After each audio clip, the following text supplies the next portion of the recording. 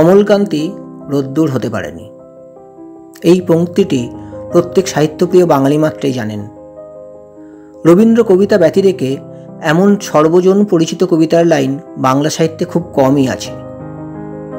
অমলকান্তির স্রষ্টা কবি নীরেন্দ্রনাথ চক্রবর্তী নিজের কবিতা সম্পর্কে বলেছিলেন, কবিতা লেখায় আমার হাত নেই তেমন, চারপাশে যা দেখি শুনি, যা অভিজ্ঞতা হয় ঘুরতে ঘুরতে, তাই নিয়েই আমার কবিতা। ঠিক এভাবেই চিত্তরঞ্জন এভিনিউতে উলঙ্গ এক শিশুকে রাস্তা পার হতে দেখেই তিনি লিখেছিলেন সেই বিখ্যাত কবিতা কলকাতার যিশু।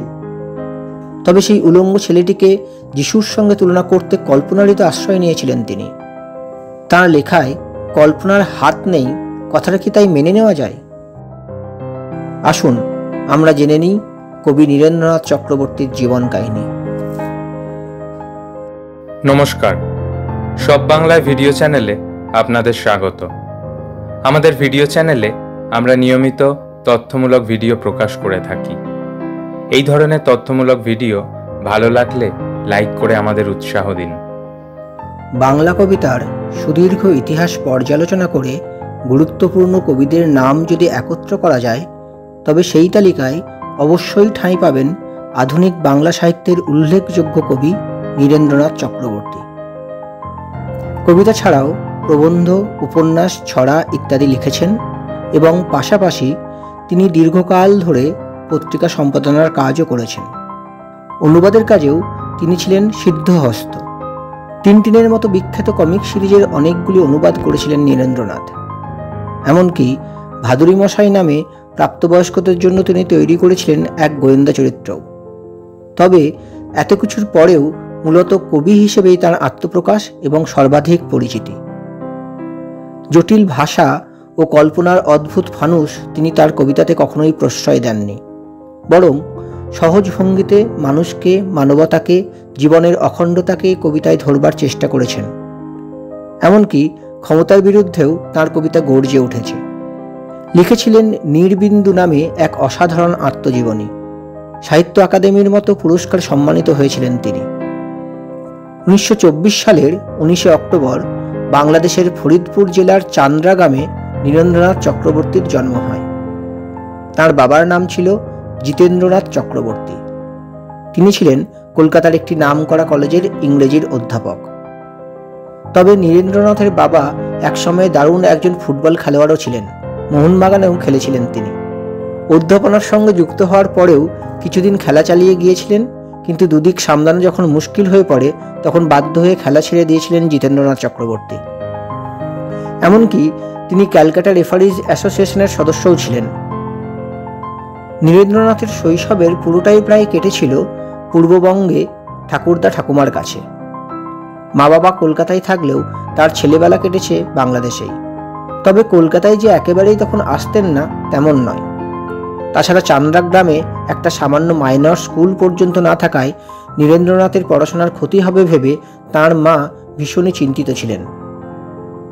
তাঁর আত্মজীবনী অনুসারে তিনি 1930 সালে পুজোর ছুটিতে যখন তার বাবা দেশে গিয়েছিলেন, তখন বাবার সঙ্গেই কলকাতায় চলে আসেন। ঠাকুরদা প্রথমে নীরেন্দ্রনাথের কলকাতায় যাওয়া কেন উচিত সে বিষয়ে প্রদত্ত যুক্তিগুলিতে সন্তুষ্ট না হলেও পরে ইংরেজি শিক্ষার জন্য তাকে কলকাতায় যেতে বলেছিলেন। নীরেন্দ্রনাথের প্রাথমিক শিক্ষা শুরু হয় বঙ্গবাসী স্কুলে। সেই স্কুলের 2য় শ্রেণীতে ভর্তি করে দেওয়া হয় তাকে। তখন তার বয়স 7। গ্রামের বাড়িতে থাকতে তিনি কিন্তু বই পড়া ভালো রকমই আয়ত্ত করে ফেলেছিলেন, কারণ ছোটবেলায় ঠাকুরদা ও ঠাকুমাকে কাশিদাসী মহাভারত পড়ে শোনানোর কথা তার আত্মজীবনী থেকে জানা যায়। এখানে উল্লেখ্য, যখন তার 4 বছর বয়স ছিল তখন তার ছোট কাকা একবার কলকাতার পঞ্চম জর্জ বালিকা বিদ্যালয়ের হেডমিস্ট্রেসের কাছে নিয়ে গিয়েছিলেন ভর্তি করে দেওয়ার জন্য, কিন্তু তিনি পালিয়ে এসেছিলেন সেবার। যাই হোক, পরবর্তীকালে তিনি মিত্র ইনস্টিটিউশন থেকে পড়াশোনা করেন। তারপর বঙ্গবাসী কলেজ এবং সেন্ট পলস কলেজে পড়াশোনা করেন। তাঁর কর্মজীবন শুরু হয়েছিল দৈনিক প্রত্যহ পত্রিকায় সাংবাদিকতা করার মাধ্যমে। তারপরে একে একে মাতৃভূমি, অ্যাডভান্স, ভারত, কিশোর, সত্যযুগ প্রভৃতি পত্রপত্রিকায় তিনি কাজ করেছেন। পরে 1951 সালে তিনি যোগ দিয়েছিলেন আনন্দবাজার পত্রিকায়। তাঁর হাত ধরেই শুরু হয়েছিল ছোটদের জনপ্রিয় পত্রিকা আনন্দমেলা। এই পত্রিকার সম্পাদক হিসেবে কাজ করাকালীন যেসব বিখ্যাত সাহিত্যিকরা কিশোরদের জন্য এখানে লিখেছিলেন তাদের মধ্যে অন্যতম হলেন শীর্ষেন্দু মুখোপাধ্যায়। নীরেন্দ্রনাথের হাত ধরেই বাংলা কিশোর সাহিত্য আরও বিকশিত এবং সমৃদ্ধ হয়েছিল। আনন্দবাজার পত্রিকার বানানবিধি সংকলনে তার বড় অবদান ছিল।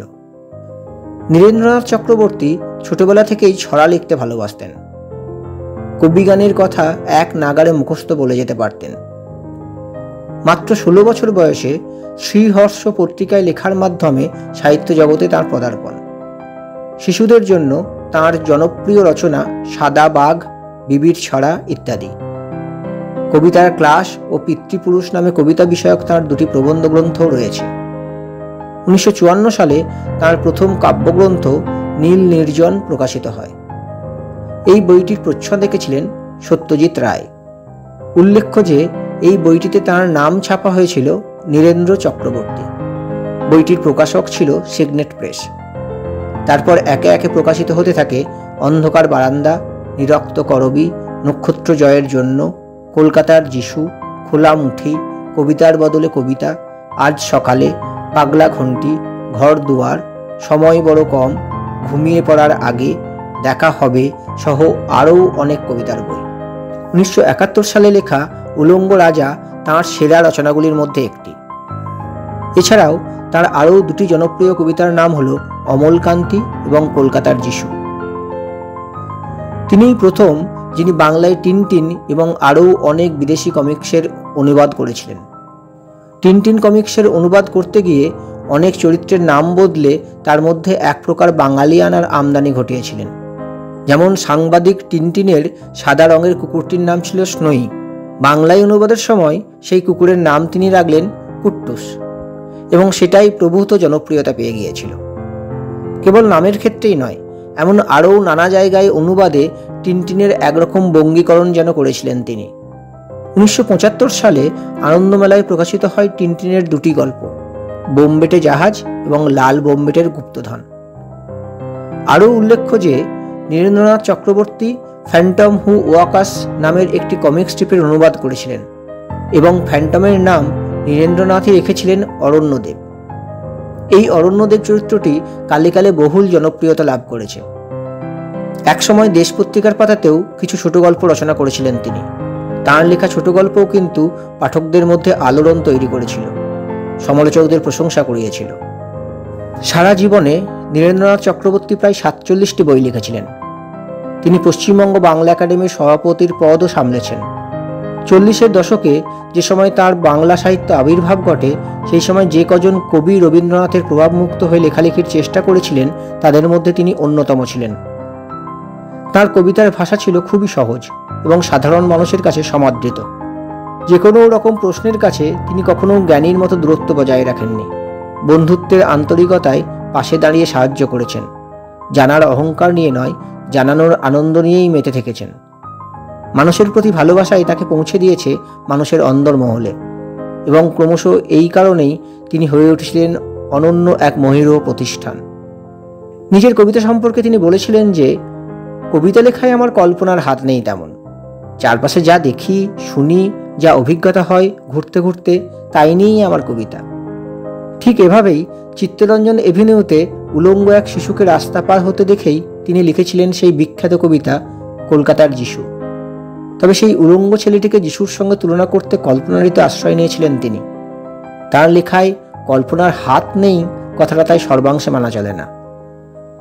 নীরেন্দ্রনাথ চক্রবর্তী আজীবন মোহনবাগানের সমর্থক ছিলেন এবং তাসের মধ্যে ব্রিজ খেলতে ভালোবাসতেন।